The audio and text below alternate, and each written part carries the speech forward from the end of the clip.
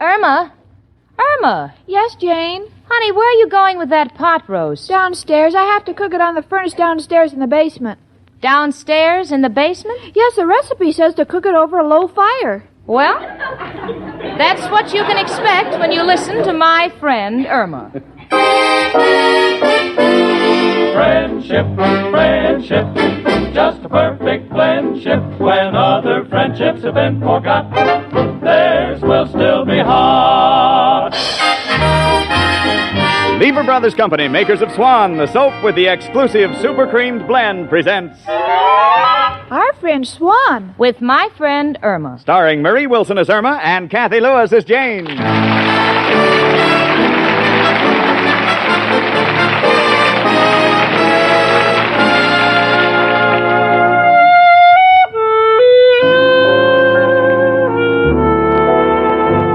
You know, a lot of people like to live in the country. But me, Jane Stacy, give me New York. You can do the same things in New York that you can do in the country. Right now, I'm on the roof of our brownstone taking an early morning sunbath. Oh, I'm just stretched out here. I've got all the privacy in the world. On my right is a billboard. On my left is a blank wall of a warehouse. And right in front of me, holy mackerel, it's the YMCA. Outside of the track, I've never seen so many spy glasses. Well, but so what? I'm not frustrated. So I'm an eyeful in a bathing suit. Oh, I feel wonderful and alive because spring has come around. Of course, I'd feel a lot better if spring came around and brought me a fellow with it. But anyway, it's a beautiful day. Oh, look at that little squirrel scampering up that tree. Probably looking for a nut. Which reminds me, maybe Irma'd like to come up on the roof and take a sunbath. I think I'll get her. Oh, what a beautiful morning. Oh, what a beautiful day. Irma, honey, it's a glorious day. What are you doing in bed? I think I'm sick, Jane. Oh, really? Oh, sweetie, I'm sorry. Maybe you overate last night. Maybe. On second thought, that's impossible. Al bought your dinner. Well, how do you feel, honey? Have you a pain in any particular place? No, hurt all over. My pains aren't particular. Oh. That's too bad. Well, maybe you'd feel better if you got up, huh? Here's your robe. Thanks, Jane. Now, how about some coffee? No, thanks. Want me to make you some tea? No. Milk? No. I came into the world without anything. I might as well go out the same way. Oh, honey, don't be dramatic. But I do feel sick, Jane. Well, then, gee, I don't think you should go to work. Now, I won't go either. I'll stay home and I'll take care of you, huh? I'll call your boss, Mr. Clyde. I'll tell him you're not coming in. Oh, I'd better speak to him, Jane. He won't know where anything is. Oh, yes, I forgot you have your own filing system. Hello? Milton J. Clyde, attorney at law. Mr. Clyde, this is me, Irma Peterson. She asked me to tell you she won't be in today because she's sick. Have you any messages you'd like delivered to her? Miss Peterson, I would know that voice anyplace. The only thing I want from you is if you'll kindly tell me where you put a few things, and I'll be very happy to try to get by without you for the day. Well, I'd be glad to help. Fine. Now, where is the carbon copy of the letter you mailed to Mr. Alba? On the other side of his letter, I had the carbon paper in backwards.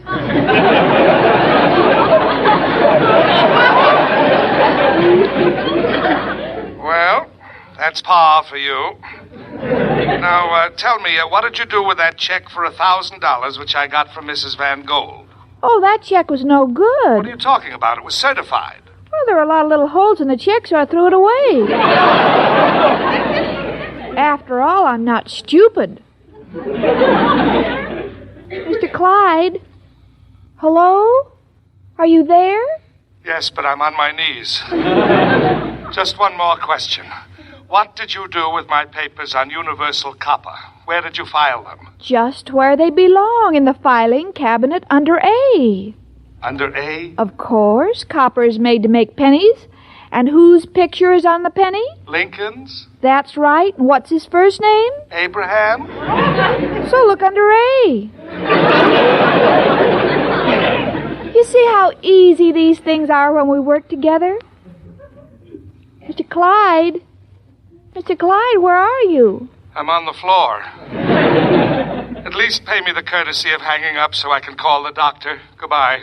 Goodbye. Was he angry, honey? No, he's just a big-hearted sentimentalist. Sentimentalist? Yes, every time I talk to him, he cries. Oh. Jane, I think I'll lie down. I just feel bad all over, like an old horse ready for pasture. Grand. I'll go and buy a saddle, and we'll take a ride in Central Park. On you. Come in. It's only me, Professor Kropotkin. Hello, Janie and Irma, my two little air conditioners. One breezy, the other with a dent in the vent. Irma, my darling little pigeon, what's the matter with you? You're lying there like a dead herring. I'm sick, Professor. Well, I'm no doctor, but let me give you some advice. As you know, when I was a little child, I was raised by a band of gypsies. And every time we got sick, they used to give us a pinch of barley root in a glass of vodka. Oh, those wonderful epidemics we had.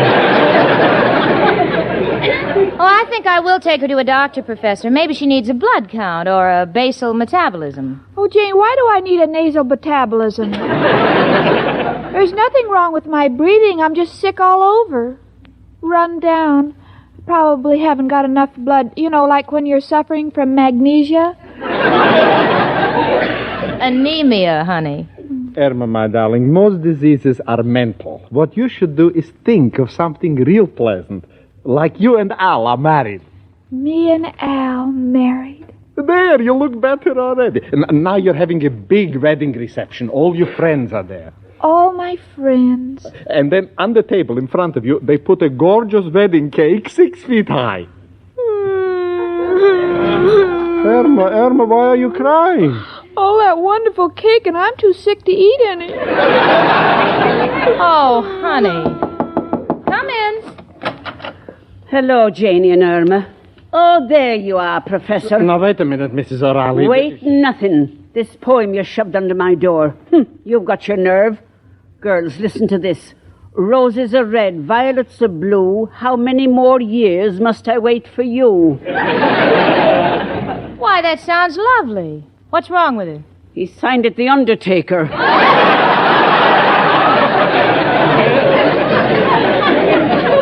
Well, I couldn't spell Kropotkin in the dark. Oh, go along with you. Irma, darling, what are you doing lying there on the sofa? I don't feel well, Mrs. O'Reilly. Oh, you poor child. Jane, why don't you get a doctor? Oh, I'm just about to take her to Dr. Davis. Well, I know everyone prefers their own doctor. Me, I wouldn't go to anyone but Dr. Raymond Spritzler. He's done a lovely bit of plastic surgery for me. That's nice. When are you going to call for it?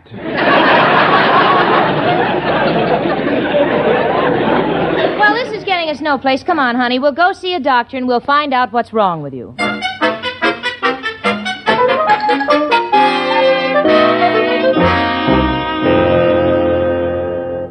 Good morning, Miss Stacy. What can I do for you? Doctor, I have my roommate, Miss Peterson, in the reception room. She's been complaining about feeling ill, and I thought Yes, that... I understand. I'll see her immediately. Send Miss Peterson in. Hello, Doctor. Hello, Miss Peterson. I'll wait outside for you, honey. Now, if you'll just sit right here, Miss Peterson. That's it. Now, suppose that, first of all, we get a little case history. I'm afraid you're going to be disappointed, Doctor. You see, history was my worst subject. Yeah. You have a fine sense of humor. Now, tell me, have you had any chronic afflictions? Only Al, I've liked him for years.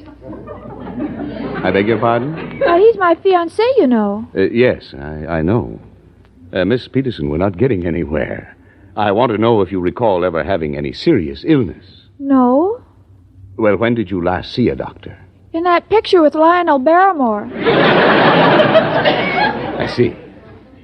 Miss Peterson, will you please step over here on the scales? Well, I haven't got a penny. Well, it's on the house. Now, please stand still. That's it. 118. Am I through? No. Now, slip this thermometer under your tongue.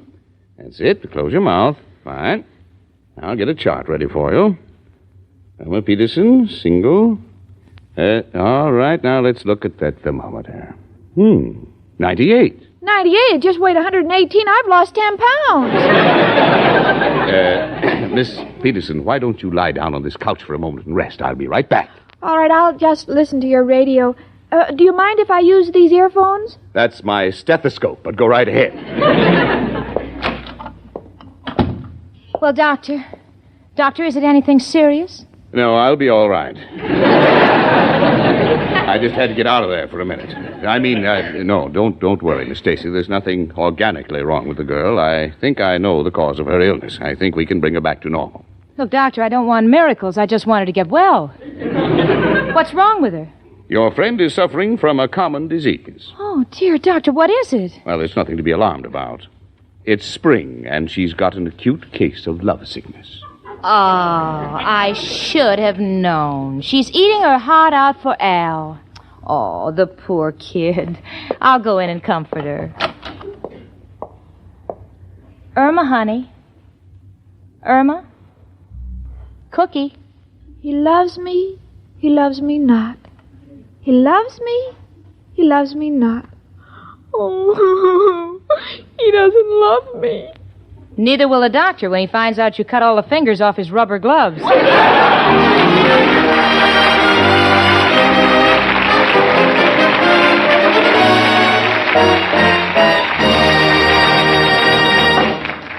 Ladies, did you know that Swan soap actually differs from other soaps? Sure, feel a cake of Swan. It feels smoother. As Susie Swan says, it's a smoothie.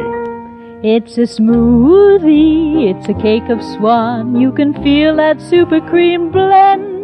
You can feel the difference in it, you can tell it in a minute. It's a smoothie, that's Swan. Yes, ladies, the way Swan feels is a direct result of Swan's super creamed blend. Just run your fingertips over the surface of a cake of Swan.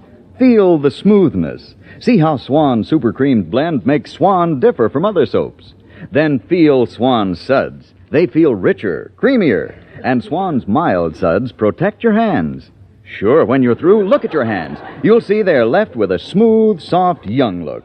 And Swan Super Cream Suds rinse away so completely, your dishes don't need wiping. You bet. Swan soap means faster dishwashing and protection for your hands, thanks to Swan's exclusive super creamed blend.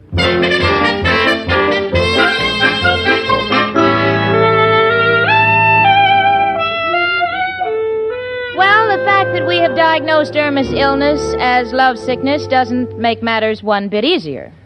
You see, Irma happens to be in love with a man who hasn't worked for so long that, well, I'll put it this way. If Al was Stanley, the explorer, and Dr. Livingston was a job, Stanley would never have found Livingston. I tell these things to Irma, but she keeps crying, and she's actually making herself sick. I've sent for the professor and Mrs. O'Reilly so we can have a council of war to decide what to do about Al. I just can't stand any more of Irma's suffering. Oh, sweetie. Please don't carry on like that. It's not good for you. I can't help it, Jane. This is spring, the time for romance. The birds are singing, the flowers are budding. The sap is starting to fall, and I have no one to catch me. Well, now, don't cry, honey. Things have a way of working out, you know. Why don't you go for a walk and forget your troubles, huh? All right, I think I'll take a walk in the park and visit the zoo. After all, that's where I met Al. Yeah. Yeah, I remember that, honey. He was taking peanuts away from the monkeys. Goodbye.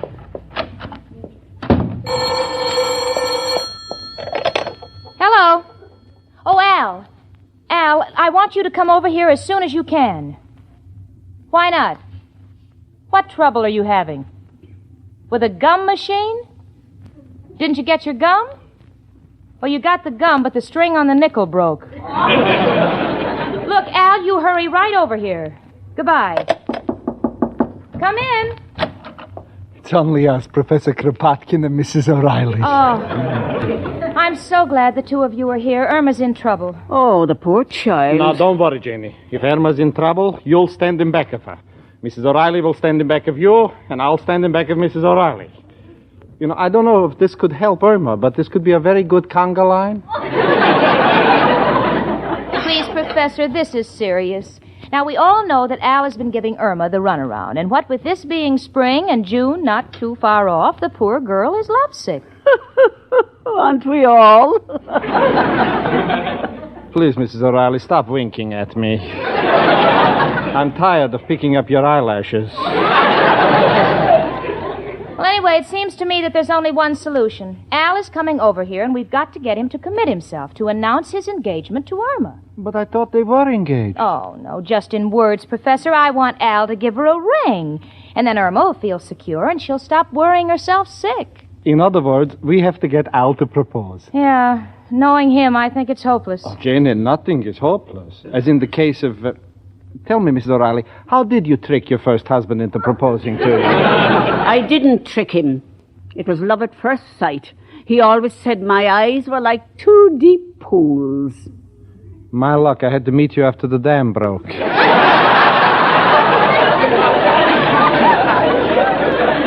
now, please, the two of you, we're trying to solve Irma's problem. Well, if Al did propose, where will he get a ring? Has he any money? Money? Are you kidding? His pockets haven't seen his hands since that last cold spell we had. Well, what are we going to do? We've got to get him to propose. Otherwise, Irma's never going to get over her sickness. Open up, chicken. It's me, your little Al. That's him. That's him. I'll handle him, folks. If I need any help, I'll call you. All right, Janie. Come in. Hello, Jane. Hi, folks. Where's chicken? Well, why is everybody staring at me? If I was your mother, I'd shoot your father. If I was your father, I'd deserve it. Come on, Mrs. O'Reilly. Before we both forget we are gentlemen. What goes here, Jane? Hey, don't look at me that way. I've seen prosecuting attorneys with more pleasant expressions. Al, sit down. First, I want to know where chicken is. That's what I want to talk to you about, Al. Now, you've known Irma for over a year. Check. And I assume you love her. Love her? Jane, I ain't got any flair for these poetical phrases. But believe me, when I walk down the street with my arm around Irma, I couldn't feel any better if I was carrying home a barrel of beer. Well, for you, that's kind of tender. But I want to know what you're going to do about her future. Well, naturally, I'm spending day and night working on my deals. Oh, stop with your deals. No, this one's surefire. I'm planning on cutting the toes and heels off of socks and selling them for spats. Oh, no. You'll never make any money that way. Why don't you try stretching bottle caps and selling them for pie plates? See, that ain't bad. You know, Jane, there's a certain undertone here that I don't like. It's like a bunch of cops whispering to each other as I pass by. Now, listen to me, Al. I want to know about you and Irma. Just a minute, Jane. You may be her roommate, but my relationship with Irma is purely a personal matter. Not when it makes her sick. Not when she's out walking like she is now and crying her heart out. My chicken is sick? Oh, gee, I'd rather die than hurt my chicken. Well, then why don't you do what any man would do? Make some definite gesture to show her that you mean business. Well, I did, Jane. Why, just the other day I went about making arrangements for our marriage. I priced a house, I looked at furniture, spoke to a minister, then I went to the bank to arrange for a loan. Well? Spent the rest of the day canceling everything. Look, Al, the time has come when you're going to have to do something besides make promises. But I've already told her we're engaged. Al, in case you don't know, there's a little item called an engagement ring that a girl likes to get. Been working on it. In fact, my friend Joe sold me a raffle ticket on a ring. Won the raffle, too. But something went wrong. Joe's wife woke up while he was trying to slip it off her finger.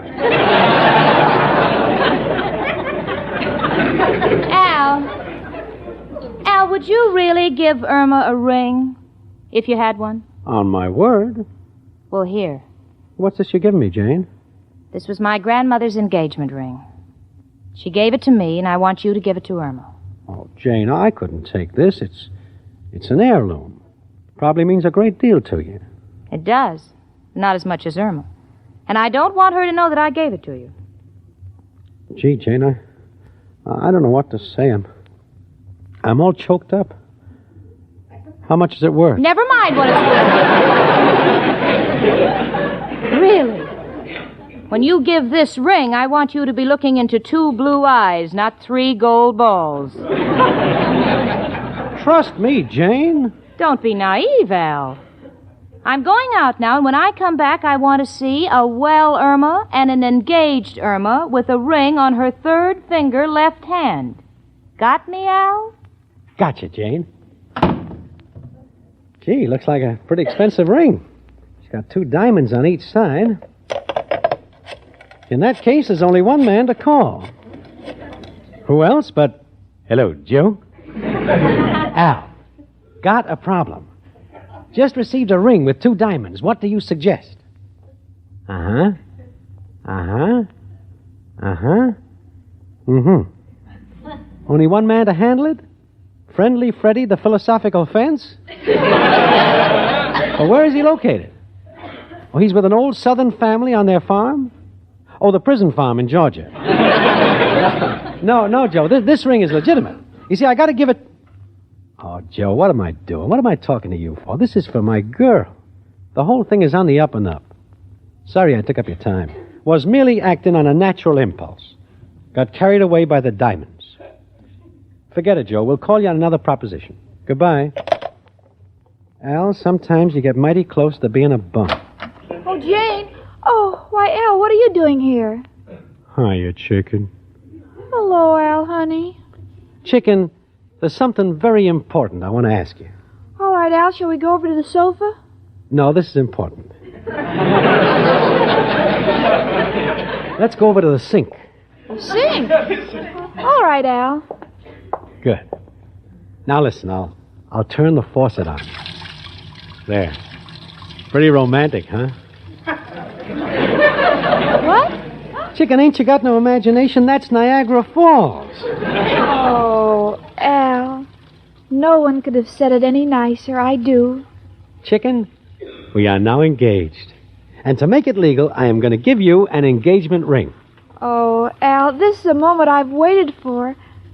Let me see the ring. Not yet, Chicken. Want to do this in such a way that you'll never forget it. Now we'll sit over here on the sofa. Oh, hurry, Al. I'm as excited as an expectant father walking up and down in front of a maternity house. Feel the same way, Chicken. Now turn down the lights. They're down. Good. Now, Chicken, close your eyes. They're closed. Now, beloved, as behooves the occasion, I would like to make a speech to mark this wonderful moment. Oh, go ahead, Al. I can hear you even though my eyes are closed. Chicken, I have looked the whole world over for a fair maiden to share my worldly possessions. I admit most of my possessions are no longer in my possession. Because they've already been possessed. And those I possess, I cannot get. Because they're in a place from which I have been dispossessed. Go ahead, Al. It's beautiful. But east is east, and west is west. And as Mark Twain said, we have met. And having met, I hereby with this ring thee do engage.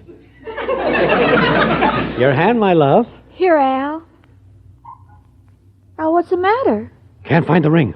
Oh, Al. Turn the lights on, Chicken. Can't understand. I just had it in my hand. It must have fallen on the sofa. Help me look for it, Chicken. Hey, wait a minute, Al. Are you sure you had a ring? Positive. Well, where did you get it? Well, gee, I can't see it anyplace. Al, where would you get a ring? From my great-great-grandmother. I never told you about her because it would make you sad. You see, she's dead. Al, I don't believe you ever had a ring. This is just another one of your jokes, and I never want to see you again. Chicken, believe me, I wouldn't kid you. To me, marriage is a sacred honor. Like not turning state's evidence on a close member of the family. Oh, I'm sorry, Al. I can't believe you, and I never want to see you again. Goodbye. Well, Chicken, if that's the way you want it, goodbye.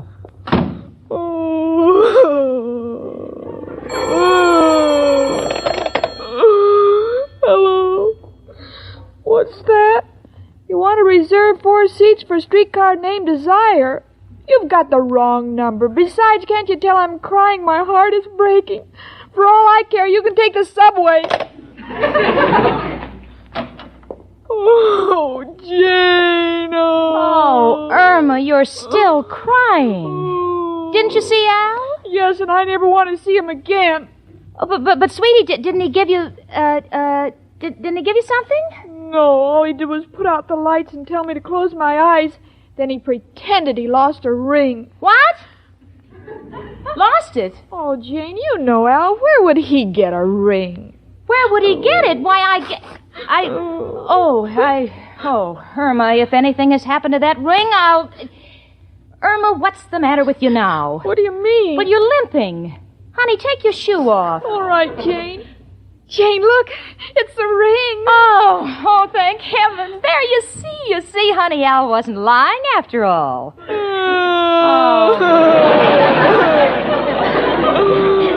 Now what are you crying about? We're not engaged. The ring is on the wrong foot.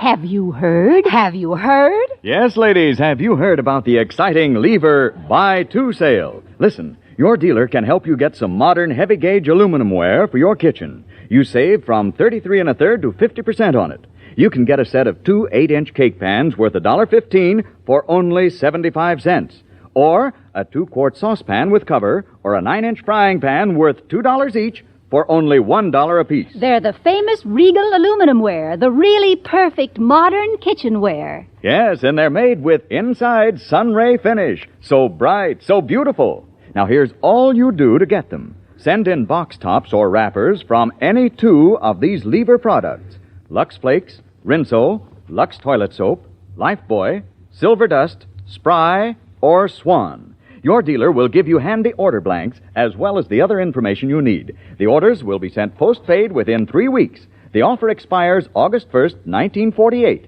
It is subject to state and local regulations. Just send your money together with box tops or wrappers from 2 Lever products and your name and address to Lever Homemakers Club, Box 1, New York City.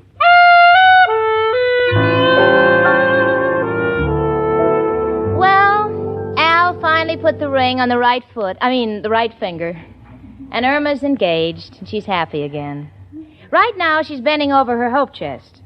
Sweetie, what are you doing with the double harness? Well, they say when you get married, you should pull as a team. And you know, automobiles may have replaced horses, but nothing will ever replace my friend Irma.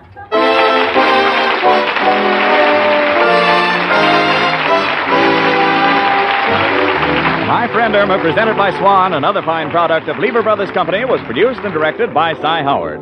Tonight's script was written by Cy Howard and Park Levy. Folks, next Monday evening, listen again to My Friend Irma, starring Marie Wilson as Irma and Kathy Lewis as Jane. The part of Professor Kropotkin was played by Hans Conried.